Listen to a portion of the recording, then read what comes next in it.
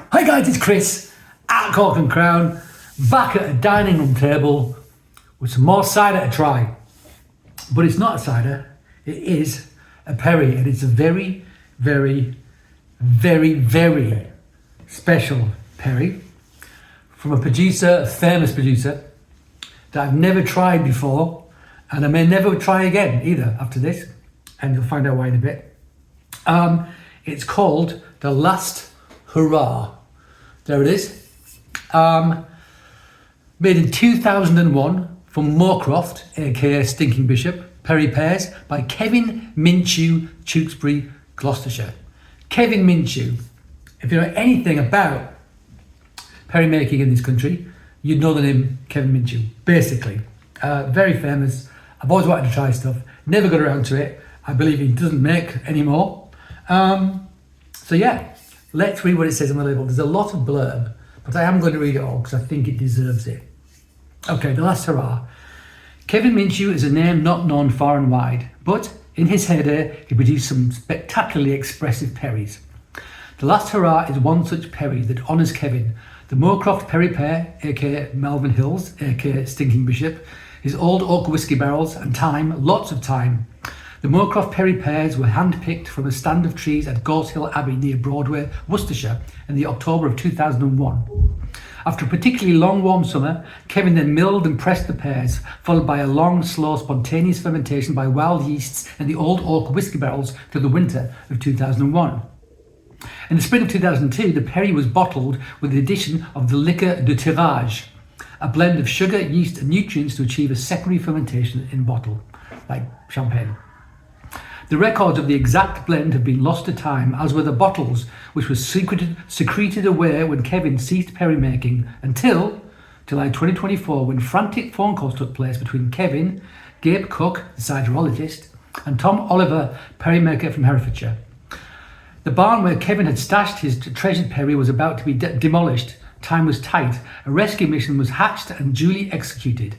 And so some 1,000 bottles saw the light of day for the first time in 22 years.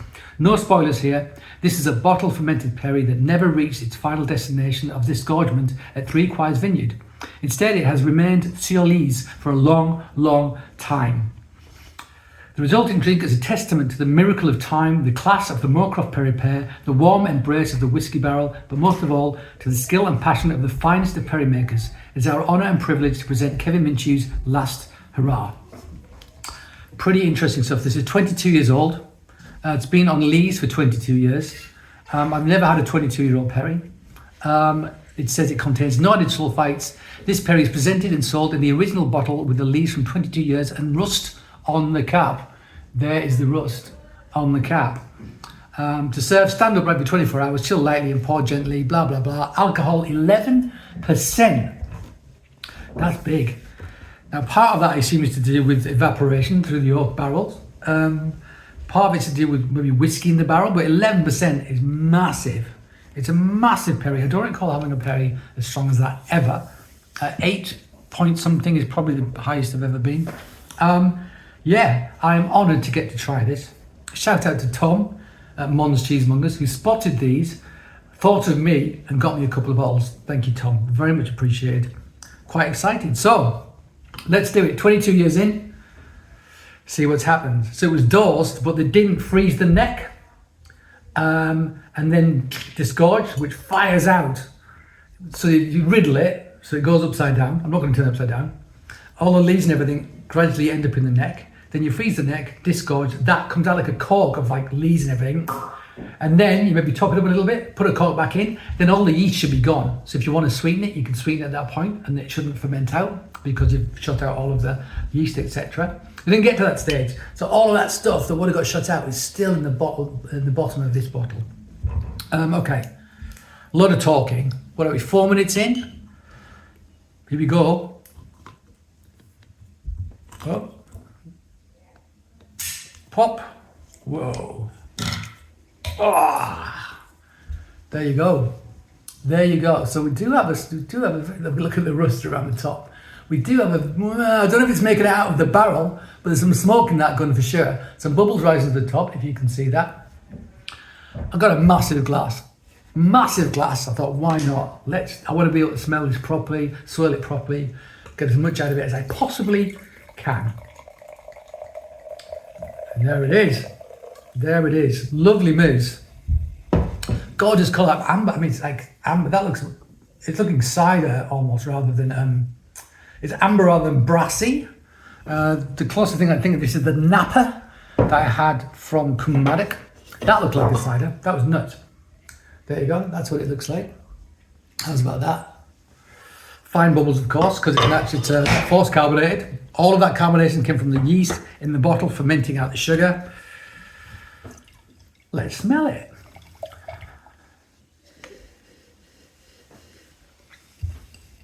It smells brilliant. Super rich, deep. I'm getting a hint of whiskey. I don't know how much whiskey was in the barrels or how long it was in the barrels, but I'm definitely getting a hint of whiskey. I'm also getting kind of like a stem ginger thing. And whiskey and ginger, yes please. Boom, yes please. And there's like storm fruit character. There's definite pear, deep rich pear in the background. Yeah, this smells great. My mouth is watering. I'm trying not to dribble. Yeah, all of that stuff. And there's layers of like tropical fruit in there as well. There's all sorts going on in this. It smells brilliant. Moment of truth.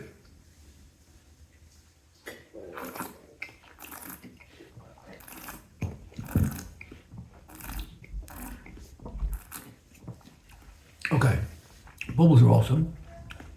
Bubbles are awesome. And the palate is following through from the nose. It's big, it's bold, there's whiskey, 11%. I can feel heat down here from the booze, but it's lovely, it's warming. And that kind of stem ginger thing, I'm getting that again as well on the palate. Whiskey and ginger, holy moly, deep pear character in the background. Wow, I wish I could get more of this. This is really interesting because older doesn't always mean better. It doesn't. A lot of people think, oh, older is better for like wine and cheese and stuff. No, not so.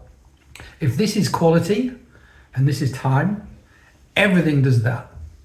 Everything does that. It's a bell curve, okay? Depending on what the product is, the peak of that bell curve, when it's at its best, you know, depends on what you've got. If it's a white wine, it's probably going to be a couple of years. If it's like a Bordeaux, something like that, it could be like 10, 20, 30 years. If it's cheese, if it's fresh cheese, a goat's cheese, that's going to be maybe 2 weeks. To Parmesan, 2 years. But it always does that. Nothing does that forever. This, after 22 years, I was kind of worried it was going to be dodgy and not great, you know, a bit jaded. Not at all. I can feel that heat. Not at all. It's absolutely flipping brilliant. It's flipping brilliant. And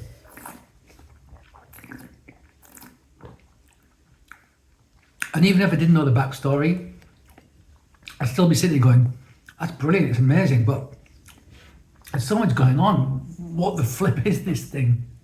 It's a great thing is what it is. It's wonderful, it's delicious. I'm very chuffed that I got to try some, at last, of Kevin's Perry. You know, I think that was one of the things that was missing, like sort of, I don't know, got lots of boxes to tick. That's certainly one of them near the top. Try some Kevin Minchew Perry, and I finally got to do it. It might be the last opportunity I ever get. I'm very much grateful. I'm spoiled. And it's wonderful. It's delicious. I love it. Some might still be out there. Get on the internet, Google it. You might find some. There was 1,000 bottles, but be skinning your teeth if you do. But yeah, I recommend you try. So thank you for joining me at my dining room table with this great Perry. Yep, thank you for being company. I hope to see you again. But until that time, cheers.